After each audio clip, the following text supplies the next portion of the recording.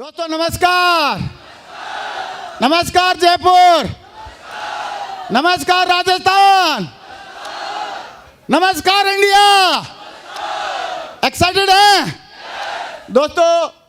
Really में जब मैं हॉल में आ रहा था तो ये सोच रहा था कि आज बहुत सारे लोग मिलेंगे और उनसे कुछ मोटिवेशन की बातें करूंगा, लेकिन रियली जैसे मैं हॉल में घुसने लगा और इसे सारे लोगों का एक्साइटमेंट को मैंने देखा तो देखने के बाद मैं खुद ही मोटिवेट हो गया आप लोगों से।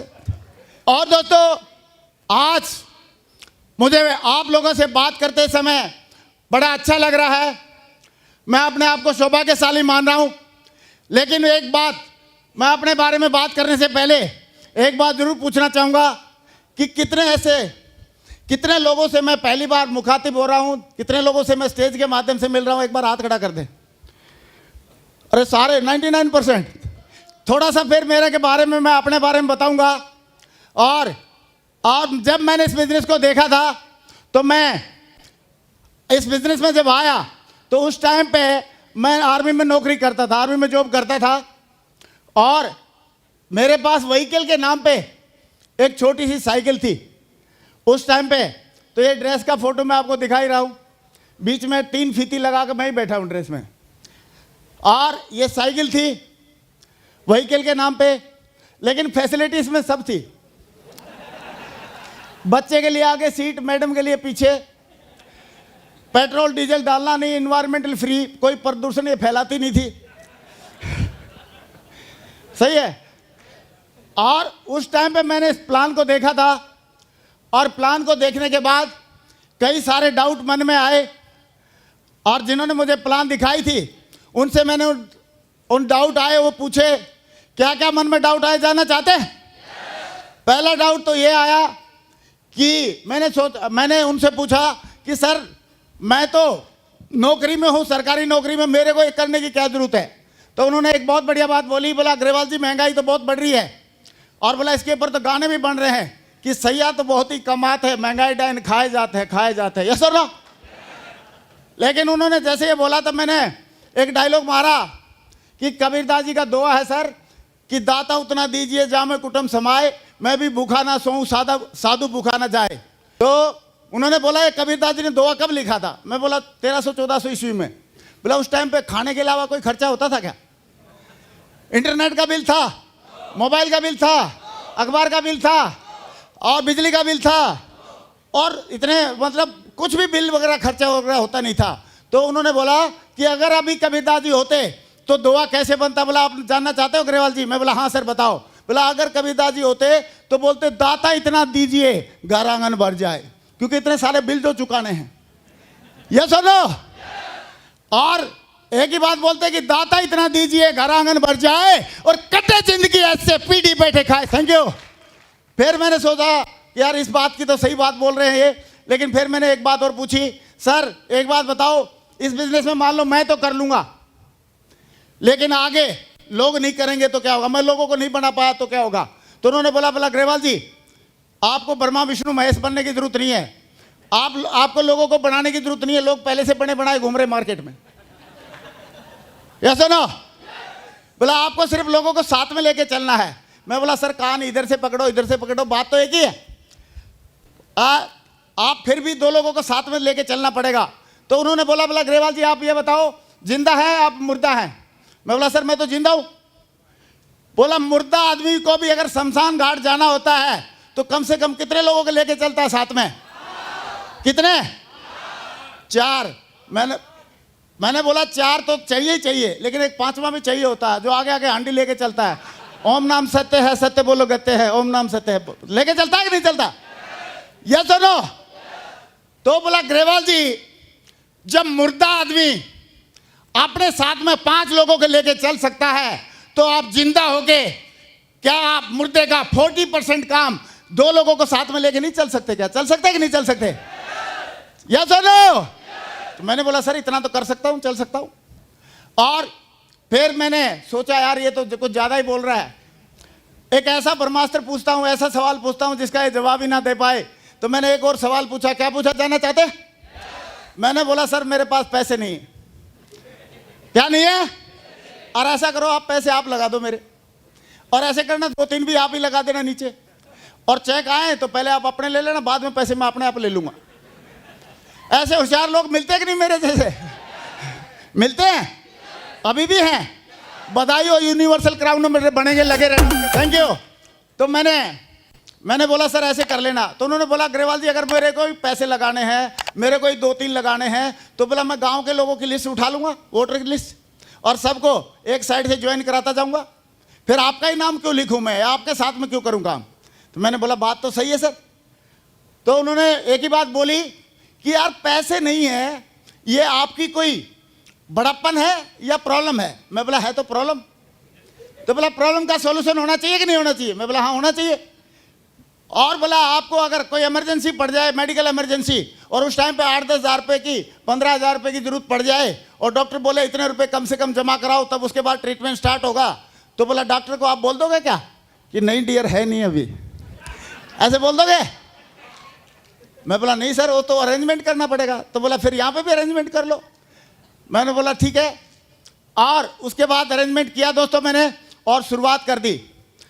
लेकिन मैं तो कन्विंस हो गया, मैंने तो शुरुआत कर दी, और पहले 5 लोगों को प्लान दिखाया। कितने लोगों को प्लान दिखाया? 5 लोगों को प्लान दिखाया, और पांचों लोगों ने मेरे को क्या बोला जानना चाहते हैं? जानना चाहते हैं? कई लोग बोल नहीं रहे। जानना चाहते हैं? 5 लोगों ने बोला यस, नहीं बोला, 5 लोगों ने बोला नो। क्या बोला? और जैसे ही 5 ने ना बोला, मैं तो अंगूर से किशमिश बन गया। मैंने सोचा मैं तो डायमंड नहीं बन पाऊंगा, एकदम मेरी हवा निकल गई। और मैंने एक काम अच्छा ये किया कि अपलाइन को फ़ोन किया। मैंने बोला सर 5 लोगों को प्लान दिखाई थी, 5 ने मना कर दिया, लग रहा मैं तो डायमंड नहीं बन पाऊंगा। तो उन्होंने बोला ग्रेवाल जी अभी आपकी लिस्ट कितनी बची है? मैं बोला कौन सी लिस्ट? बोला यार बोला तो था आपको लिस्ट बना लेना। मैं बोला सर लिस्ट तो बनाई नहीं। बोला आप बोल रहे थे कि मेरे तो 300 लोगों के नाम याद हैं, आप कंपनी क्लर्क हैं, बाबूजी हैं, तो बोला उनके नाम लिख लो। मैंने बोला सर वो नाम भी सारे ना, मेरी तो दिमाग में जो थी 300 लोगों के नाम की जो लिस्ट थी, वो हार्ड डिस्क ना मेरी करप्ट हो गई है, क्योंकि जो खास 5 लोग थे जब वही नहीं कर रहे तो बाकी कौन करेगा? तो उन्होंने बोला डोंट वरी ग्रेवाल जी, आप एक बात बताओ कि अगर अभी आज पॉपुलेशन इंडिया की कितनी है? मैंने बोला सर 120 करोड़। उस टाइम पे दिसंबर 2002 की बात है। मैंने बोला सर 120 करोड़। बोला 120 करोड़ में से 5 घटा दो, कितने बच गए? मैंने बोला सर अभी भी 120 करोड़। बोला कैसे? मैं बोला इतनी देर में तो 5 नए पैदा हो गए होंगे।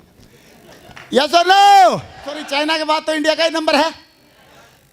और तो फिर उन्होंने बोला ग्रेवाल जी जब आप बताओ जितने को आप प्लान दिखाओगे नहीं उससे ज़्यादा तो पैदा हो जाएंगे, तो ये तो निश्चित है इंडिया में कभी लिस्ट आपकी खत्म होने वाली नहीं है। बोला मैं आपको एक मंत्र बताता हूँ, आप उस मंत्र को फॉलो कर लेना, आप पक्का डायमंड बन जाओगे।